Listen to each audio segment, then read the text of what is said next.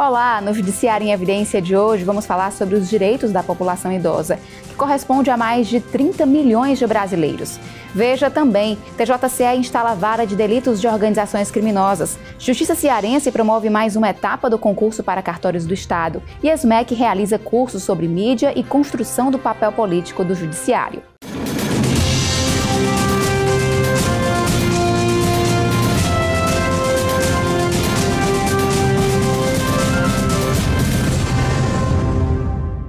O Tribunal de Justiça do Ceará instalou a vara de delitos de organizações criminosas no Fórum Clóvis Bevilacqua. A unidade tem jurisdição em todo o estado e vai concentrar os processos envolvendo organizações criminosas previstos na Lei Federal 12.850 de 2013. Assaltos a carros fortes, explosões em agências bancárias e roubo de cargas são exemplos de crimes que podem ser analisados na unidade, conforme explicou o presidente do Tribunal de Justiça, desembargador Gleidson Pontes, durante solenidade de inauguração no Fórum da Capital, no dia 12 de setembro. Também participaram da assinatura do ato de instalação o secretário de Segurança Pública e Defesa Social, André Costa, a defensora pública-geral do Estado, Mariana Lobo, o presidente da Comissão de Segurança do TJCE, desembargador Teodoro Silva Santos, e o diretor do Fórum, juiz Ricardo Vidal.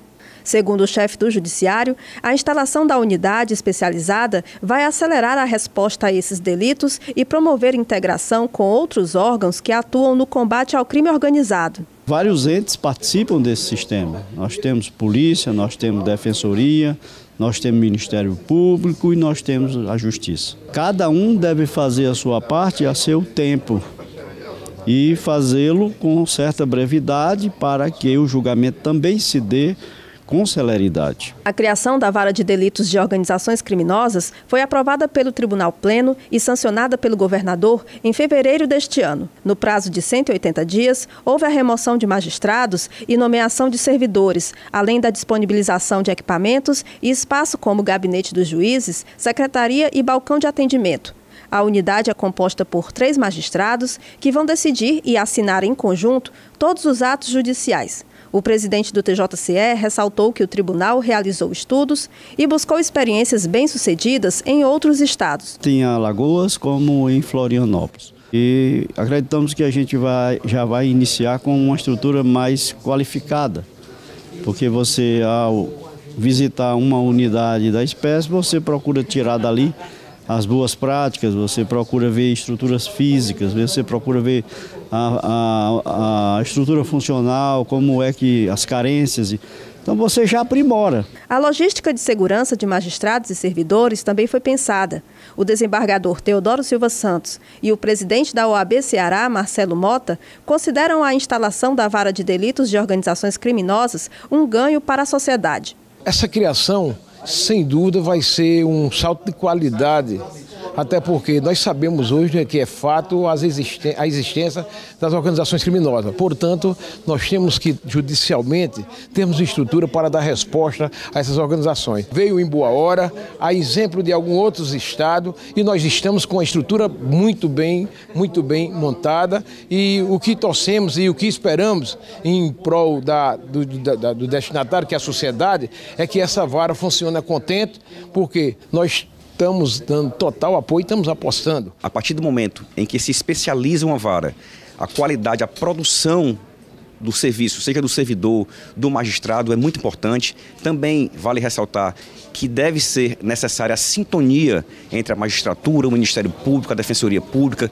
a nossa Ordem dos Advogados, para que esse trabalho venha a fluir e os resultados para nós cearenses venham da melhor forma possível. Candidatos do concurso para cartórios do Estado participaram de audiência pública no Tribunal de Justiça no dia 11 de setembro. A audiência de identificação das provas discursivas aplicadas em 5 de agosto é uma das etapas do certame. Na ocasião, houve a conferência da etiqueta com o número de inscrição do candidato e a divulgação da nota provisória. A sessão foi conduzida pelo desembargador Paulo Ayrton Albuquerque, presidente da comissão responsável pelo concurso. Também estiveram presentes juízes auxiliares da Corregedoria Geral da Justiça e das Varas da Fazenda Pública, além de representantes do Ministério Público, da OAB Ceará e dos notários e registradores. O concurso teve início em maio deste ano com as provas objetivas. As próximas etapas consistem em prova oral e de títulos. A expectativa é de que o resultado final seja divulgado em março de 2019. O concurso está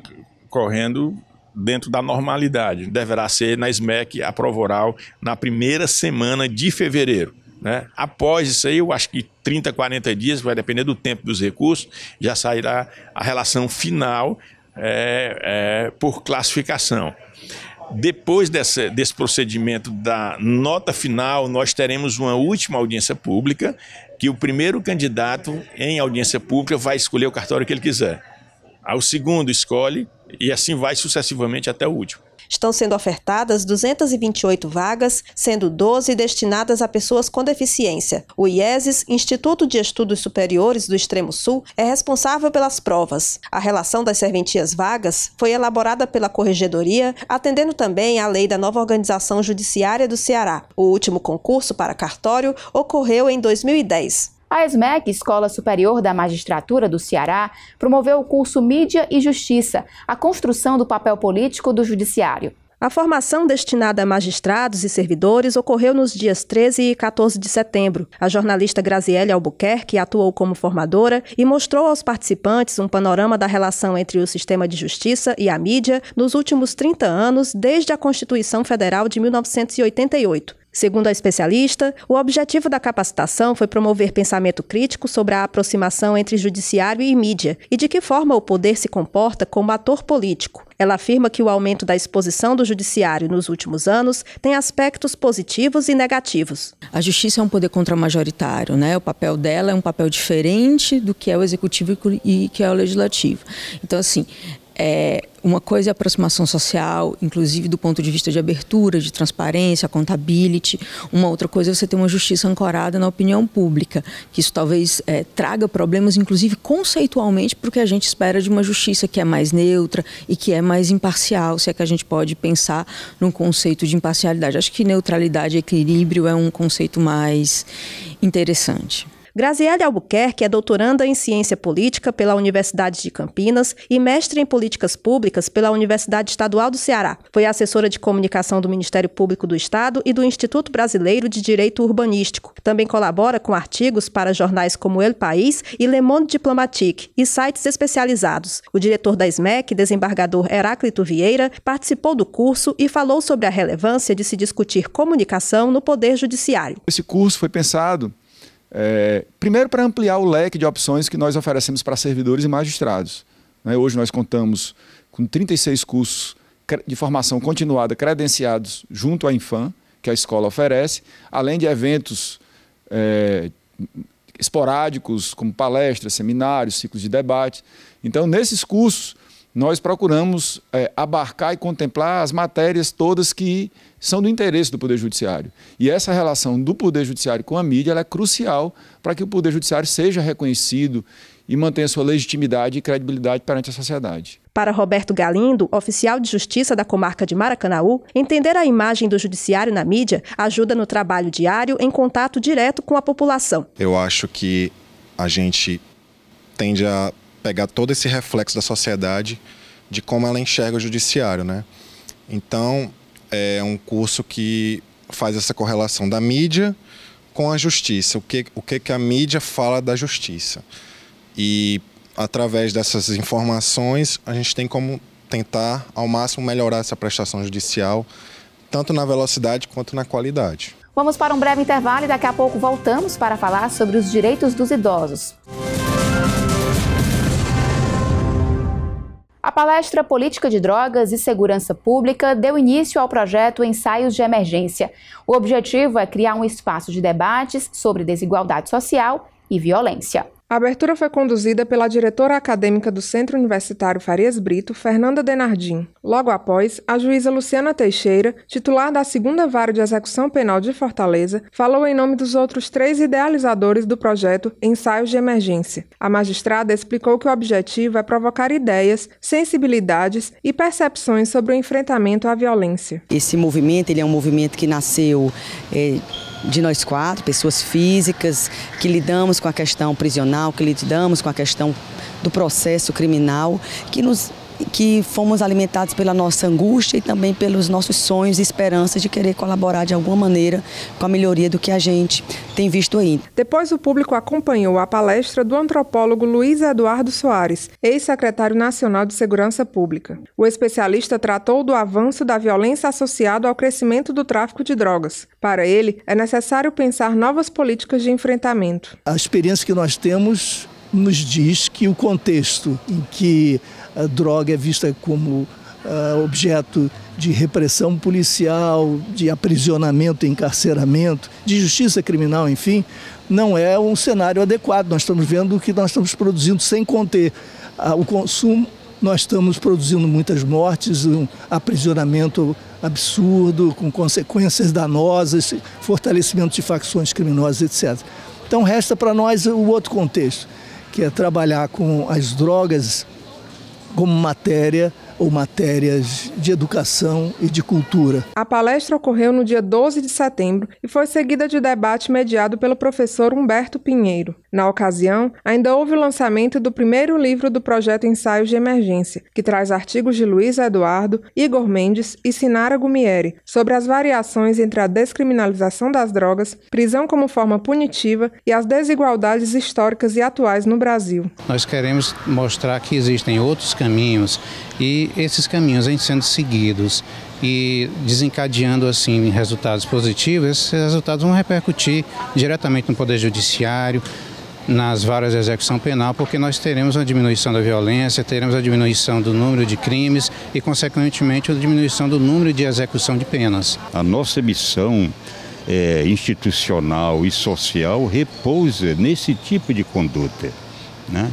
E não estamos aqui cometendo nenhum favor, mas sim cumprindo e zelando pelo nosso dever social e institucional. A questão da violência, ela não é um problema do meu vizinho, ela não é um problema do morador de outro bairro, ele é um problema nosso. Nós todos somos vítimas em potencial dessa situação e ele não é um problema só de Estado, ele é um problema nosso enquanto sociedade. O projeto Ensaios de Emergência segue até dezembro, com mais 3 livros a serem lançados. Magistrados, operadores do direito, professores, estudantes e secretários de Estado estiveram entre os participantes do evento de abertura e ressaltaram a importância da iniciativa. Esse debate ele tem que entrar na linguagem popular, no sentido da dimensão sociológica da população. Quer dizer, a mídia, a imprensa, os grandes responsáveis da promoção das ideias no Brasil, eles têm que sair plantando essas ideias num canteiro maior que não o acadêmico somente. É de suma importância que o acadêmico de direito e os professores também tenham a oportunidade de ampliar o seu espectro de entendimento de assuntos que normalmente são vistos a partir da legislação, são vistos a partir da jurisprudência. Nossa sociedade está cada vez mais violenta, dominada pelo tráfico, dominada pelas grandes facções. Então a gente precisa repensar de que forma a gente vai combater tudo isso, de que forma a gente vai enfrentar. Acho que a gente precisa de políticas sociais, né, para superar essa desigualdade e combater esse problema das drogas da melhor forma possível. No próximo dia 1º de outubro será comemorado o Dia Internacional do Idoso. A data foi instituída em 1991 pela ONU, Organização das Nações Unidas, e tem como objetivo sensibilizar a sociedade para as questões do envelhecimento e a necessidade de proteger e cuidar mais da população idosa. No Brasil, os idosos somam mais de 30 milhões de pessoas, de acordo com o último levantamento do IBGE, Instituto Brasileiro de Geografia e Estatística, referente a 2017. Somente no Ceará são mais de 1.200.000 com 60 anos ou mais.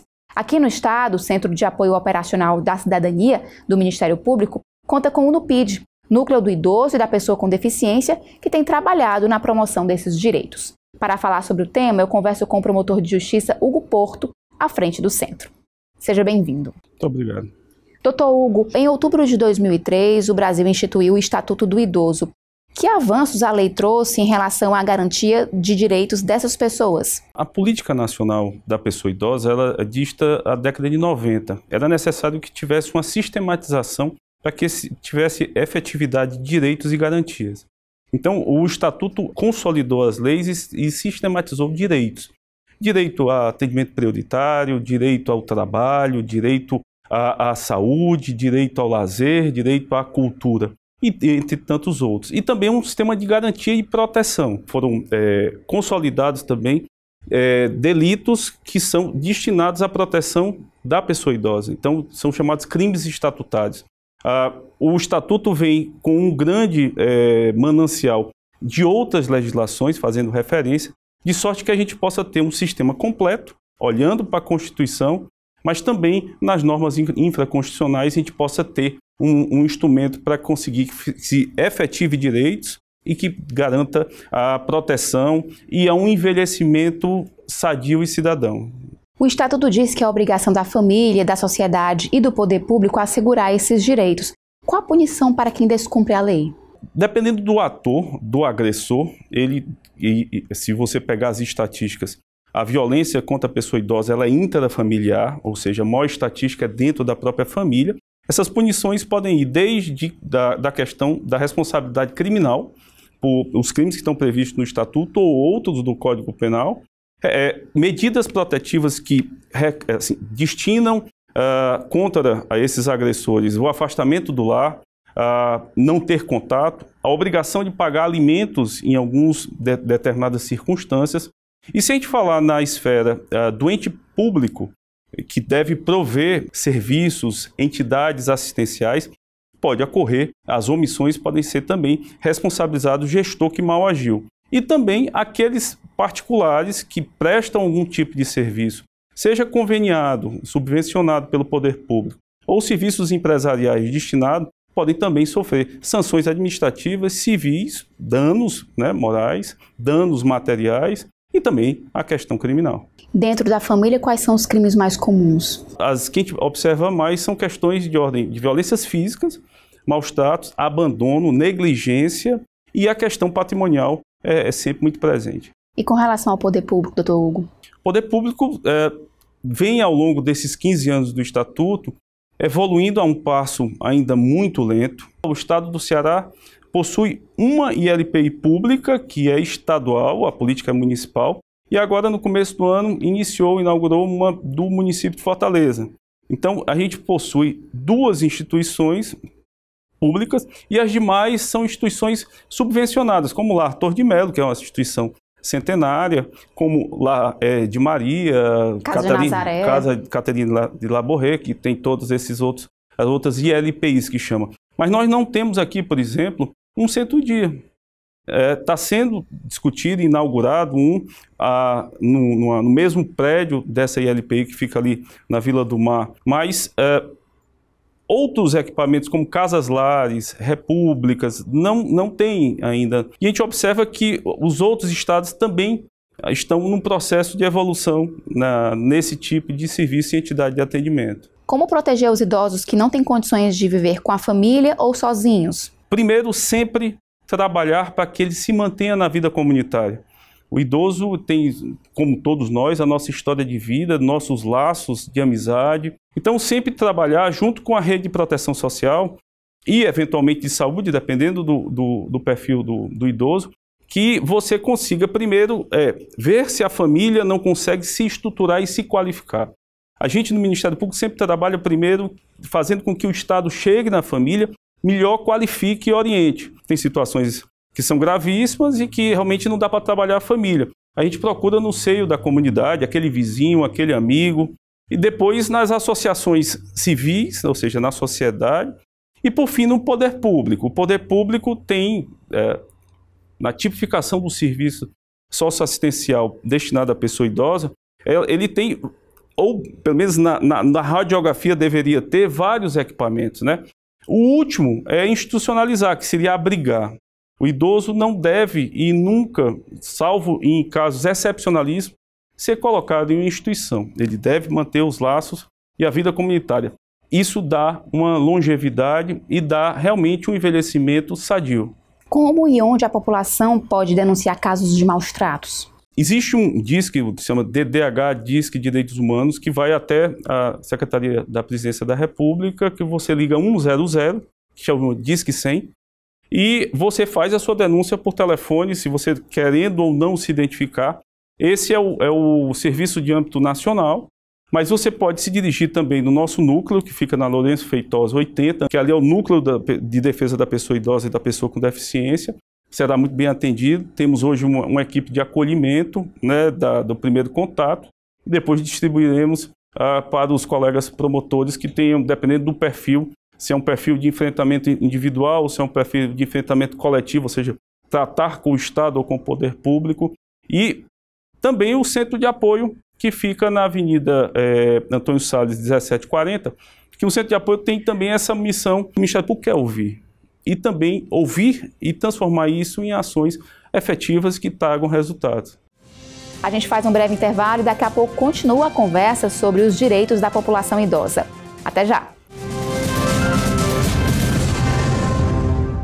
Voltamos com o Judiciário em Evidência. Hoje estamos falando sobre os direitos dos idosos com o promotor de justiça Hugo Porto, coordenador do Centro de Apoio Operacional da Cidadania do Ministério Público Estadual.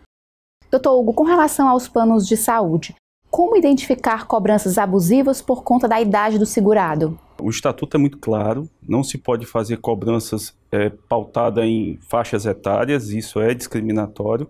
Então, indiscutivelmente, se você tem o seu plano de saúde, você tem que seguir os reajustes que estão previstos nas tabelas para todos os brasileiros que têm acesso a esse tipo de serviço. Então, denunciar, se tiver esse tipo de cobrança, ao DECOM, que é um órgão extremamente ágil e sofisticado e está muito atento para isso. Então, não deixe de forma alguma de ir atrás de seus direitos. E no Sistema Único de Saúde, é assegurada prioridade para pessoas com 60 anos ou mais? O sistema de saúde, ou Sistema Único SUS, ou a saúde privada, ele é regulado por um misto.